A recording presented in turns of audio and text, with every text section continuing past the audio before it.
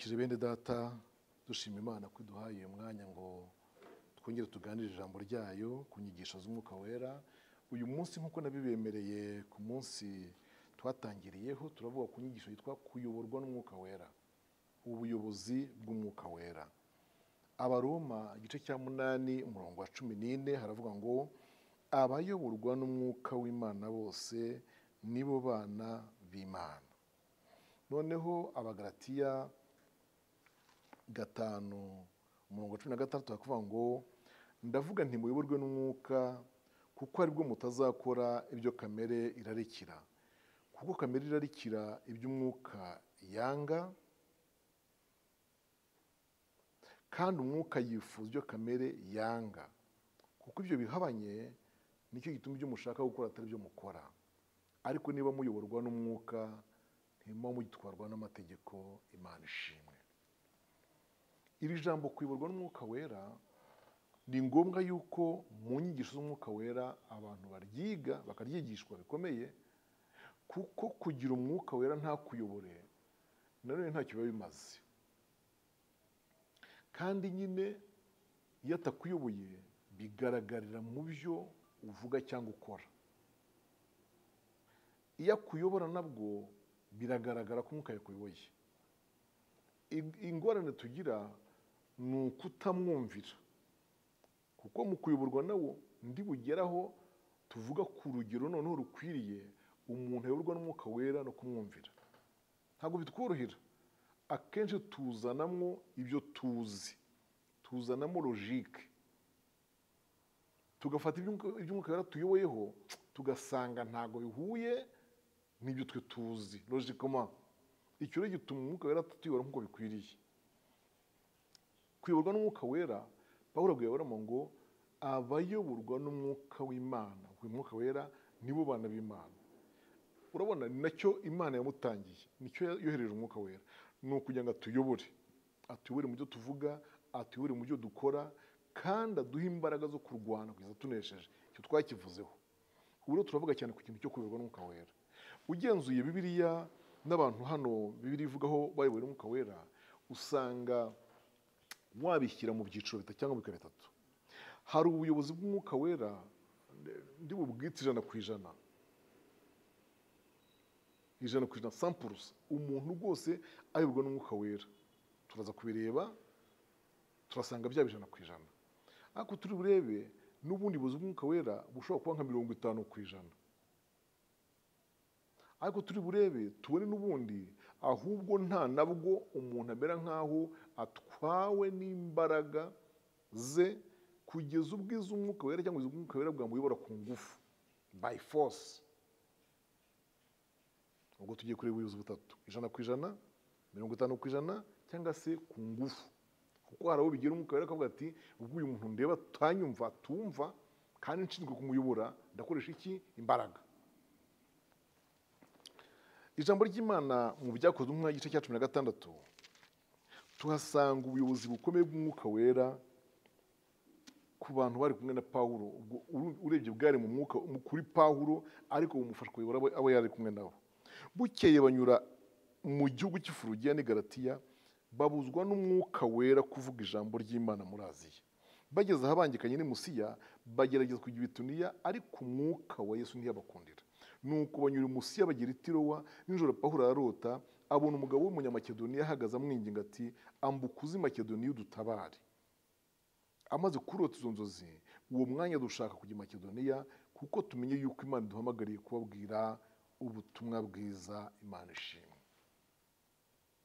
Iri jambo mukurikije uko rivuze, ni bangahe mu baririmbyi, amakorari n'abaperezida bayo? Ni bangahe mu badiyakoni? Ni bangahe mu bakozi b'Imana bose b'ingeri zose bayoborwa n'Umwuka w'Imana buryo? Mbese koko korari yateguye urugendo rw'ivugabutumwa hakaboneka umwuka uvuga ngo ndababujije ntimugende? Cyangwa se mwahagurutse mwagiye, Umwuka wera akababurizayo ngo ntimubwirize ubutumwa hano konseri ndayihagaritse? Mwamwumvira aho? Mwamwumvira? Mwahita muvuga ngo dayimoni ishye turayitwitse mu izina rya Yesu, iyi dayimoni tubuza kuvuga ijambo ry'Imana ntasone twaraje n'ibyuma bipakiye byuzuye fuso. Ariko hano niko byagenze, hano niko byagenze. Utibwira yuko Imana yababujije bakiri mu rugo, bari bahagurutse.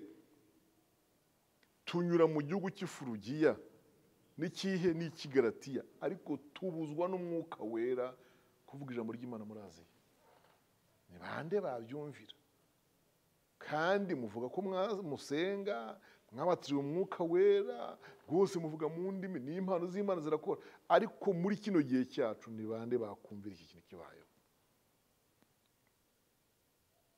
Hagize ubabwira ngo nabirose, mwavuga muti dayimoni yaguteye, turayikwirukanamo, ntasone. Ivuga butumwa ryatangiye, ibintu birashyushye, tukaba tumaze kwensitara ngo ntasone. Icyo kikaba kiravuyeho. Bavuye aho ngaho bageze ahabangikanye n'imusiya, bagerageza kujya i Bituniya ngo barebe ko bahakora ivugabutumwa. Nabwo umwuka wa Yesu ntiyabakundira, ubwo buyobozi. Bavuye aho bageze ahantu hitwa imusiya bagera i Tirowa. I Tirowa aho ngaho niho Pawulo yaroteye inzozi. Mana ishimwe, inzozi yarose rero nizo zamumenyesheje aziganije aho bagendana. Nibwo babonye bati burya bwose kutubuza kuvugira ijambo ry'Imana Ifurugiya n'Igalatiya n'i Bituniya Umwuka Wera akanga, n'imusiya bikaba byanze. Burya bwose Umwuka Wera arimo arashaka ko tujya hehe? I Makedoniya. Imana ishimwe cyane. Bene data, ibi bintu ni inyigisho ndende, ariko nshaka kubabwira ko iri vugabutumwa Imana yarapanze ko rijya i Makedoniya, kwari ukugira ngo Makedoniya ihinduke intara ya mbere mu Burayi yakira ubutumwa bwiza, maze bahinduke abaterankunga ba Pawulo. Niyo mpamvu umurongo ukurikira uvuga ngo nuko dutsukira i Tirowa, turaromboreza tugisa Motirake, bukeye bwaho tugera i Neyapoli, tuvayo tugera i Filipi. Ni umudugudu wo mu ntara ya Makedoniya wubatswe n'Abaroma bahimukiye. Tumara iminsi aho hantu rero. Aho rero niho bavugiye ubutumwa bwiza, niho hihaniye witwa Lodiya. Ni nawe kandi mu rugo iwe wabakiriye arabacumbikira. Niho havukiye icyumba. Icyo cyumba nicyo witwa Epafrodito yakirijwemo, ari nawe waje kuba umuyobozi wacyo, kandi akajya yohereza inkunga cyangwa azana inkunga aho Pawulo ageze.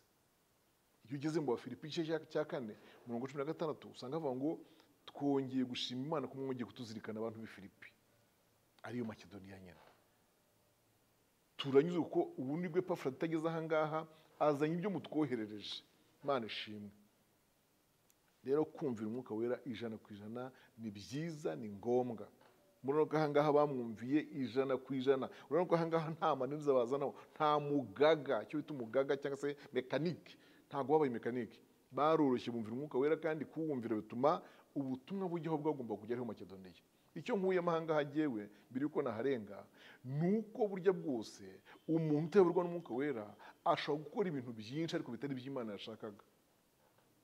Ndetse yanavunika rwose akadepansa byinshi ariko Imana itashaka ko adepansa. Ashobora no kujya ahantu henshi Imana itashaka ko ajya. Kuko muri no minsi no gupanga ivugabutumwa nabyo usanga bigiye kuzazamo ikintu nakwita kibice, kagiti kibice. Ujya kubona ukabona umuntu upanze urugendo, arupanze kujya iwabo hakomoka, kandi kigamijwe si no kujya kwavuga ubutumwa ngo hatangiye ubuhamya wenda nk'umuntu wahindutse. Oya, bimeze nko kugira ngo haranahajyane umugore n'abana, ajye kwereka ko yabyibushye, n'abana babyibushye n'umugore ubyibushye. Ibyo ngibyo rero ni ibintu wategura ubwawe ariko utabikoreye muri korari.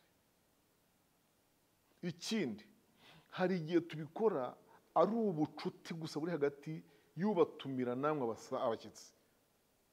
Nacyo si kibi kugira iyo jimeraje, ariko ubwo bucuti dukwiye gusenga tukabaza Imana ngo Mana, n'Umwuka Wera niko abishaka, n'Umwuka Wera niko yabyemeraga. Iriya tere niyo tugabije mwami, turashaka kubimenya nabyo. Yesu adufashe cyane. Reka rero mparenge ngere kuri 50%.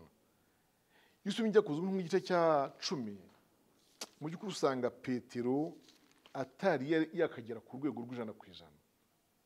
Kuko Petero umunsi ajya kuvuga ubutumwa kwa Korneliyo yabanje kwanga. Niko tubibona. Yewe si n'urugendo yateguye ngo tuvuge ngo Imana yamuganirije arayumvira Umwuka Wera arajya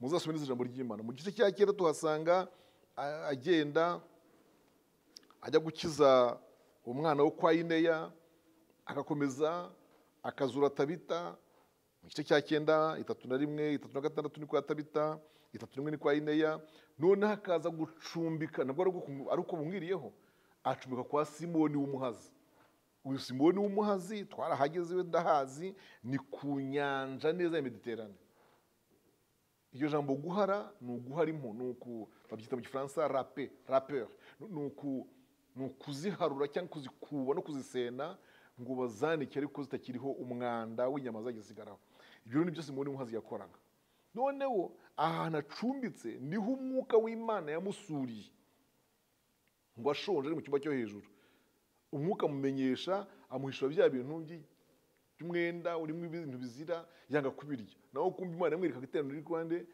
kwa Korneliyo w'umunyamahanga bisanga ro Petero hari ikintu atari yabaturwaho yaratari yabaturwa ku kintu bita abanyamahanga yarakira umuntu wiyumva nk'ubwoko cyane kandi kuva abanyamahanga si ibyo si domaine ye ari niyo mpamvu Imana imaze kubona ko atemera abanyamahanga atazi ko agakiza kajya mu banyamahanga Imana yihamagariye Paulo ari we Sawuli kugira ngo we abe umuvuga butumwa noneho mu banyamahanga Yesu adufashe cyane bene data uku nuko bigwa n'Umwuka Wera 50% ko kumubwira ngo twara 50 indi yundekere umuntu narize quand même je suis conscient gatekereza nangize ntekereza ndebe bikwiriye ubu ngiye kuza ngo usaba umugeni ngo nyobora ku mugeni nzashaka abakobwa baruta amakoma mu rutoki nzaramba izo nangize nzashaka unguye ku mutima niyo nzakunda hari abantu babayeho gutyo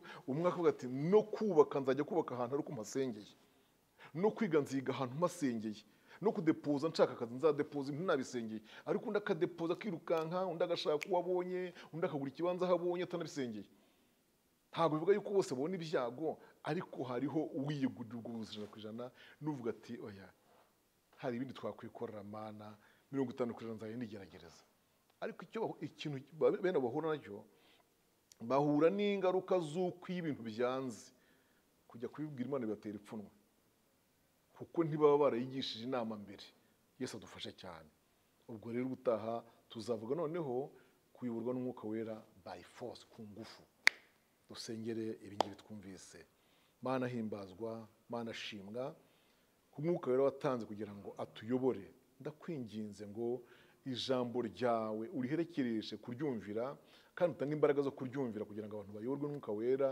he kugira biyobora kuko abantu biyoboye bagwa mu mitego itandukanye bahura n'ibintu bitandukanye ariko ndagusabye rwose ngo abantu bakumvire ndagushimiye ko byumvise mu izina ry'Umwami wacu Yesu Kristo